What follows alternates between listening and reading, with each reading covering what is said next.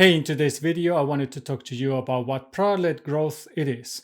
I will talk about its definition, what are some of the key components, some of the strategies to implement it, and what are the pros and cons of this strategy. Hey, if you don't know me, my name is Juan. I'm a product lead and I have been working in tech companies for over 20 years now. And if you want to hear about how product people build software products and businesses around them, you should subscribe to get notified whenever I upload a new video. So what is product-led growth? It's a strategy that is going to help you using your own product to drive acquisition, retention, and growth. The idea here is that you have to build a product that is really intuitive, that is going to help the process of purchasing, of discovering new things or features within the product very easily by the users. So there will be as little as possible interactions between the users and potentially some people behind the scenes like salespeople or marketing people, campaigns, and so on. And of course, many people, when talking about product-led growth, they focus a lot on the acquisition side, on how do I get more users to actually test the product and actually purchase the product. But it also implies that you are also helping the onboarding. So once they purchase, how they start using it, and also the retention, how you keep your customers happy, and how do you make them loyal customers to your product. So the product growth is trying that the users actually get to try the product on their hands from the get-go, so they can actually perceive the value, see that it actually solves their needs or their problems, and this will lead to organic growth, increased customer satisfaction, and long-term customer loyalty.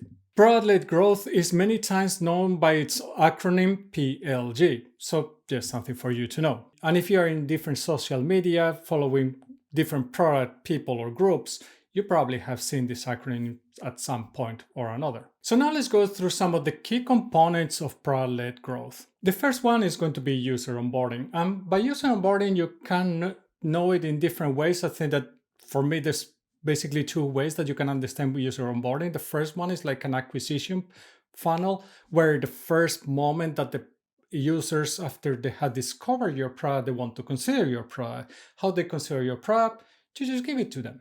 You just give that product for them so they can test it, so they can see if it actually solves their needs, solves their problems. This is a way of onboarding customers. The other way that you can consider onboarding customers is once they have purchased and how they start using and learning how to use the product. Both of them, they are very, as you can imagine, very linked and very combined, but one of them is more from the acquisition point of view. The other one is that they get more or learn better expertise in the usage of the product. The next strategy that you have to focus is that there is a lot of engagement within the product. So you have to make sure that your product is something that is easy to use for the users, that they don't have to go out all the time to try to figure out how to use it. If you make it very complicated, at any point that you make a step complicated, you're going to lose people. And with a product-led growth strategy or approach, you want to make sure that you have as little churn as possible between different steps. By churn, meaning that you are losing people. So at any point, you are going to be losing people, and you can just, for every single step that you do, that you're going to be losing people that are not going to continue in the process. So if you take it from a very high level point of view, you will have first the discovery phase where people find out about your product. Then there was going to be the consideration phase when the people are testing your product and seeing or evaluating if your product is a good fit for them. Then there's going to be the purchase process. Then there's going to be the onboarding to the product where they start actually using their product after they have purchased it. And finally, there's going to be the loyalty. In each one of these steps, and you can break it into more steps if you want, you're going to be losing people. So the reality is that for each one of these steps, you're going to lose people. And it's not just these steps, it's every action that you are including there. That's why having an engaging product that is easy to use, that people are actually interested and not losing their interest because they get lost and they don't know how to continue using it, is very important for you with a product-led growth approach. Another key component are product analytics. If you want to keep a product-led growth approach, you really are going to rely a lot on the data, on the usage data, the number of monthly users, the usage of the different features. When people are dropping off, you're going to have very detailed like journeys of what the people or your users are doing with your product, and understand at what time, at what point they might be dropping, and then try to tackle what are the problems. Is it because of they don't see a specific button, they don't notice it, they don't know how to continue using it, or it's just way too complicated to actually even use it? You have to trust and rely on a lot of data that you're going to be gathering. And of course, you have to also talk to the users. That's a different story. You cannot live with one alone, not just data, but not only also customer interviews. You have to combine both. But for the product growth, because you are looking for growth, like very high growth rates, data is going to be key for you to make those decisions. So next, I want to go through the different implementation strategies that are going to be key for product-led growth products. Yeah, obviously. Anyways, when you have these strategies, there's going to be some of them that are going to be key for this kind of type of product. And one of them, the first one, I would say that it's that you probably have to have some kind of freemium approach. It can be a freemium. In some cases, it's going to be a trial. But basically, what you have to have is a free version. Can be limited or it can not be limited, or probably it's going to have some kind of limitation. Sometimes it's going to be a feature-based limitation, sometimes it's going to be a time-based limitation, sometimes it's going to be even be a number of users limitation, or even a combination of them. But there's going to be limitations to that kind of free product. You have to have this strategy because this is a way that you open the doors for any potential user to try your product, to consider if your product is a good fit for them. In some cases, this free version is going to be so powerful that you can use the product for free for a long time. Like we have all been using something like Google Mail or Gmail, sorry. And we have been using, many of us have been using the free version of Notion. Many of us have been using, I don't know, the free version of YouTube because you can do that. And there's the paid version. This doesn't mean that you're not paying in one way or another. Like in YouTube, you're paying by watching ads. In some others, you're paying for other reasons, and some of them you are not paying at all. Like I think that Notion, basically, you're not paying at all for the free version. But of course, if you want all the features and all the goodies that comes with using Notion to its full potential, you had to pay for those ones. And this takes me to the next step, which is the self-service. So if I have been using Notion and I really like it, I want my team to actually work with me. That means that usually I'm going to have to go to the first tier level that I had to pay for, where I get more features for me to be able to work in a collaborative environment with the rest of my team. This means that I had to be able to do the first purchase on my own. And this is something that is very key because you want, again, to avoid as many interactions as possible and make it as easy and as smooth as possible to transition to the next step. So that's why the next step and the way of getting that first tier is really easy. And you can just do it with a credit card. You just put your team, you just add them with emails or something like that. They get the invitation and they're good to go like in 5 minutes. So it's a very seamless and very easy process. You don't have to call a sales representative. And this is not to trash salespeople. But of course, the moment that you talk with a salesperson, it's going to take time. It's going to take hours, and then it's going to take time to actually get a sales done, maybe even sign contracts and so on. Depends on the process of the different sales products, licenses that the different companies are going to have. But basically, what you want to have is this self-service approach that a user can actually just decide on their own that, yeah, I want to use this product with this tier and I want to start using it right now. They can. This is one of the beautiful things of product-led growth approach. And the third one that I wanted to talk is the user feedback loops. You have to be very focused on actually being able to gather the feedback from your users based on sometimes just data. See how they are behaving, how they are perceiving the different features, where they drop, where they are having problems to continue. And then you can also do this through different other media like surveys and talks, discussions, one-on-ones and stuff like that, different interviews. But you have to be able to understand and gather this feedback loop that really helps you to see if some feature actually is being used, if some feature is not being used, if the process of selling is not working, how can I fix it? And how can I fix it as soon as possible? Because you don't want to have drops. You are going to have some journeys that are going to have to be as safe and as smooth as possible. So, for example, the purchasing journey or the first usage journey. And these are areas where you want to help your customers as much as possible so they don't get lost, so they are able to move to the next one. Because, of course, as a business, as a product person, and not just as a money making machine, but also from the point of view that, of course, you need money to continue to build your product in the future. You have to be able to get the revenue that it happens when you're doing sales to your customers. And sales come from bringing value to them.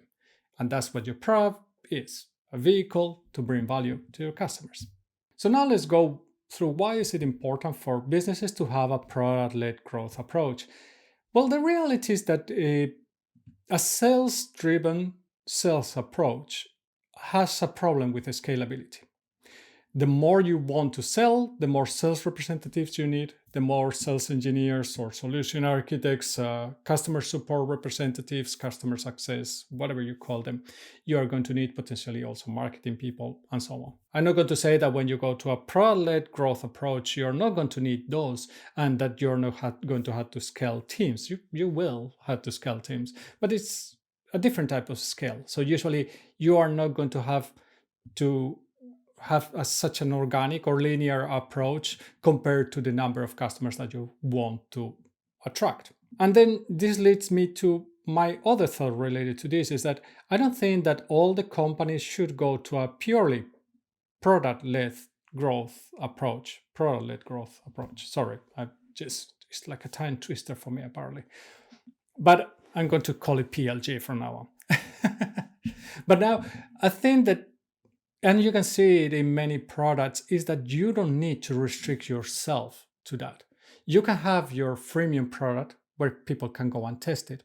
You can then have your first couple of tiers of the product, which are maybe more basic, which are easier to use, which are easier to adopt, which is very important. That those are the product-led growth, PLG, sorry, that you should be then trying or selling to your customers, because these are going to be the easy ones to adopt.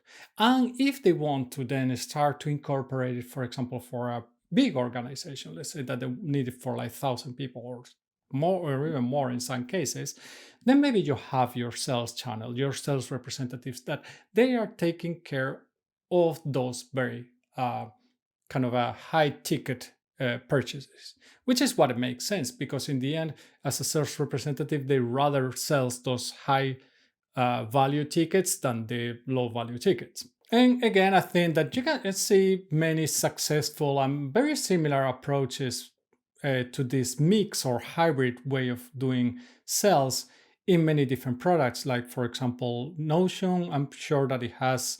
I think that also Miro has this approach that you can start first with something like a credit card, and then if you go for a whole organization, then you can go and talk directly with a sales representative. And there are many different tools nowadays where you can do this.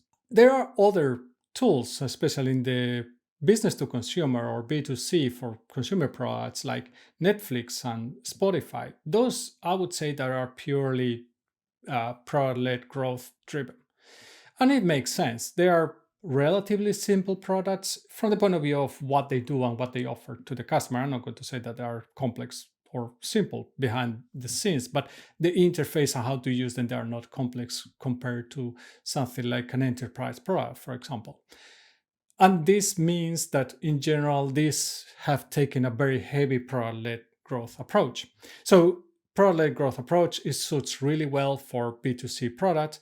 It is actually really good, in my opinion, also for B2B products, but also with a combination of sales growth or sales-driven approach for the higher level tiers, let's call it. So what are my thoughts about product-led growth and maybe product growth people, product growth managers? They probably had different titles. I think that definitely is something that many companies had to pay attention to, especially B2B companies that had not have this implemented in the past. Many companies, this is going to be a challenge for them in the way that it changes and shifts the culture. And it's not that it puts sales us or sales teams are not important, but there is going to be sales that are going to happen without the intervention of sales teams. And this is something that culturally might be a tough change for the organization, something that could be quite political quite fast. And potentially, this is also challenging with other teams like marketing and customer success or customer support. From the point of view of a product person, somebody that has been working in different product management roles for a long time, it is a funny thing, this product led growth, because in many ways, I think many times that this is a product um, role, and it is even with the title. But in reality, what this product role is taking a lot of the go to market responsibilities. And go to market responsibilities typically have been in marketing. And again, this is potentially a conflict in cultural conflict in the company, or potential one, that there might be different points of view of how to implement this and who should be driving this. So I'm not saying that a product led growth or a product growth manager has to belong to a product management team or necessarily to a product marketing team, but this is something that it is going to be different in different companies. In some cases, they're going to belong to a marketing team. In some cases, they are going to belong to a product team. They might even belong to a sales team. This is going to depend a lot on your organization, how these things are decided. And potentially one of the challenges between a PLG person and a product manager or a pro owner, product designer is how to then distribute the work. Because, of course, when you are implementing some of those strategies within the product, they are also going to affect the product, the plans from product managers or product designers. So there has to be either a clear definition of how this alignment or how this uh, plans are implemented in the company. Potentially, it's good that product growth team is separated from the team that is actually doing more the traditional product development process, because the product growth team is focused more in this journey of the growth to market, while the other team is more focused on delivering on the promise of the vision or the value that you are giving to your product, to your customers, sorry, with your product. So this turned out to be a longer than I expected video. If you enjoyed the video, please give it a like and subscribe to the channel if you want to see more videos similar to this one. And please let us know in the comments, are you already working as a product growth manager or as a product growth person? Or do you have a team within your organization that is actually just focusing on this? It would be interesting to know how many people really have this already in their organizations. I know that some companies are huge on this, and I know some other companies are just trying to figure out how to start it. If you enjoyed this video, you probably are going to be interested in what go-to-market is for products, software products out there. So go check out this video. I will see you in the next one. And remember, stay safe.